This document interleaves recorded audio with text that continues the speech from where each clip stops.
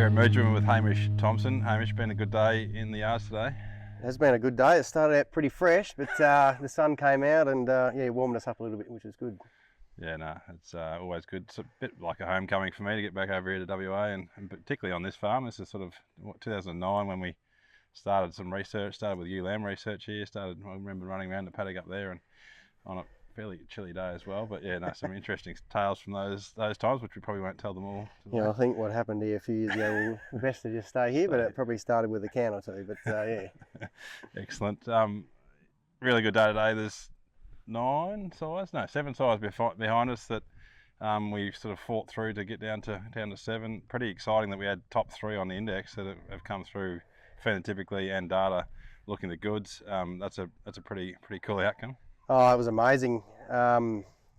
Sort of probably not until you see it firsthand, the index working in front of your eyes, you go, well, righto, well, maybe the index is really working for us, and to get the top 3, like, is just remarkable. So and really excited. It's probably as excited as I've been in a long time, going into a breeding season and sales season to have these sort of numbers being able to be retained. So yeah, no, really excited.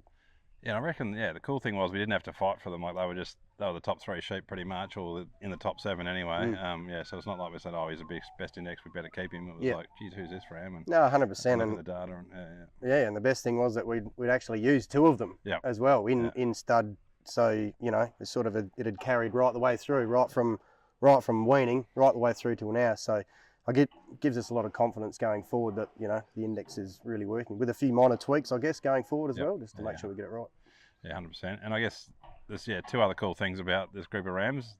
One being they're all, well, half of them have been born from ewe lambs themselves, so they're already a generation or 2 ahead of where we would normally be. Yep. Which is pretty cool. Yep. No, absolutely. And I guess again, going back to it, the index has helped us do that, because they're obviously phenotypically they're a lot smaller than some of the other rams that are either single born out of an older ewe. But the ewe lamb stuff for us is going ahead in leaps and bounds, and to get 4 of the 4 size to be retained is really exciting. So no, pumped. Yeah, and I guess you've already mentioned it, but that a number of these have already got lambs on the ground now, so their sons will be in contention for the side team for this coming joining. Which they might kick him out yet, so who knows? We'll have to wait and see. Yeah, and I guess that is the challenge. So we've got, and when the fight today was to get them down to 7, because really the chances are that they might be playing second fiddle to their son, or should be playing second fiddle to their son. So it's obviously we need a few older rams to go to those ewe lambs and keep that thing moving. So that's a reason to keep a few of them. But awesome to have the opportunity to throw quite a few of them into the auction team, so that make them available for the industry. No, 100%. And we're about selling our genetics. We don't want to just keep them all the best ones for ourselves. So obviously we've got to look after ourselves first and foremost, and the direction of the stud that we want to take it. So we've done that, and I think the unlucky, well, what was it, half a dozen to 7 or 8, I guess, that we didn't retain in the end, that we probably would have 2 or 3 years ago. Yeah, even last year, really going to step up the quality of the sale team, which is really exciting. Yeah, I guess if we talk a few challenges, obviously you were very, very early adopters of muscle and fat, and that's locked in well and truly now, and been there for a long time, since good old 652 that gets a few runs. Rest in peace. Rest in peace. 13 years ago now he was born on the place. But I guess bringing that WEC through, bringing DAG through, there's been a few traits, when we sort of made the call to really hone in on those wool quality traits, particularly wool colour. That's it's amazing how quickly that shifted in this group of rams. We're now looking at those good negative breeding values for colour, which is great. Yeah, I guess we were probably really searching for it a couple of years ago, and really made a concerted effort to make sure we pushed down that line of breeding values. So to see it come through into fruition here today it just sort of really beds down that we did the right thing back then. So but again, it's all in conjunction. We can't just focus just on that one thing. It's got to be as a balanced approach. Yeah, 100%.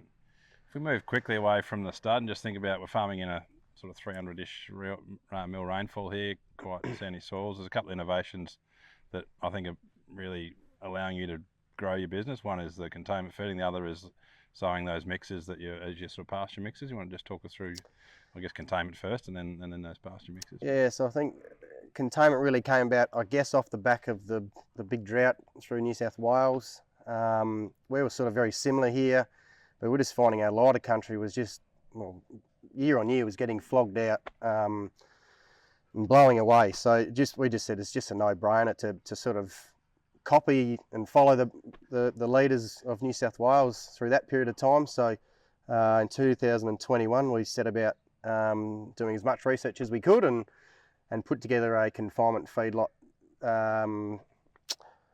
yarding that could sort of hold up to sort of 2,500 ewes at any one time. And it's totally revolutionised our business. The most annoying thing about the containment is the fact that we didn't do it 30 years ago, Ferg. So, because it's holistically, our business has just gone from strength to strength, both with our livestock side and our cropping side. It's just all worked so much easier. So, I would urge anyone, if they're thinking about doing confinement, don't think anymore and just put one in. Best thing you'll ever do. Yeah, and as I drove here today, drive past a few sort of cape weed and barley grass pastures and stuff, pastures in inverted commas, I suppose. But I guess you drive around here and every pasture paddock's got a purpose sown mix in it, which has got an amazing amount of dry matter out there, and kind of to the point you're talking about spraying it out because you haven't got enough sheep to. And yeah, so it's just pretty awesome to see that innovation as well in this environment, which can be, obviously you've got to make the most of that 6 months when it does decide to rain, and then yeah. So I guess for us in our environment, we've got a very short growing window, so we just really have to make the most of every drop of moisture that falls on the place, and grow as much feed as possible, and relying on those more natural native pastures, I guess, to come through was just not cutting the mustard anymore. So yes, when we went down the confinement path was when we just basically sow 80 to 90% of all our pastures are now all sown down to RM4 vetch and Moby barley, which is just a 6-row barley, ornless barley, and it's just about growing as much biomass as possible. The Moby barley is there purely just for that early feed, just for the ewes to lamb down on, and then I guess really the idea is to take that barley out, we spray it out, and then the vetch will come through in the springtime and fix a lot of nitrogen for a following crop or a following pasture or whatever it might be. So. And that's worked extremely well. The vetch is as good a feed as we've ever seen and grown before. So, yeah, it's an evolving beast. We've tried plenty of different things, but that for us at the moment, that seems to be working the best. Yeah, cool. I'm chopping change a bit, but we'll drop back to the start quickly. But I didn't sort of cover feet. So another one of the things that you've been really working hard on. I know you've been a very strong supporter of the work we're doing in the Foot Health Project, which is fantastic. And yeah, awesome to see the feed on some of these blokes coming through. That real, I guess we're whacking on it today about the depth of heel we're seeing in some of those feet, which is very different from what some of the merino feet getting around have been, and certainly one of the challenges with breeding is getting that right. And it's awesome to see that coming through after some pretty lots of scoring. And so we're looking at those scores when we're looking at the animals, and we're looking for which is makes our job much more thorough. Yeah, and I guess we all want to get to a point where we can predict what the feet are going to look like before we even do the joining. So,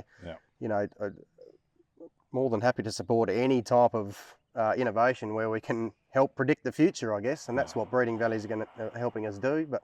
But no, look, to get the foot structure that we've got, I like to think we've always been pretty hard on feet, I guess, but in our environment it is quite difficult to put pressure on feet. But no, since we've been doing scoring the last 3, 4, 5 years through NextGen and your team, we've made significant gains, and it's just so pleasing to see, that we shouldn't have any problems with those lads that we've kept behind them. They're going to furthermore increase, I guess, the foot health that we've got.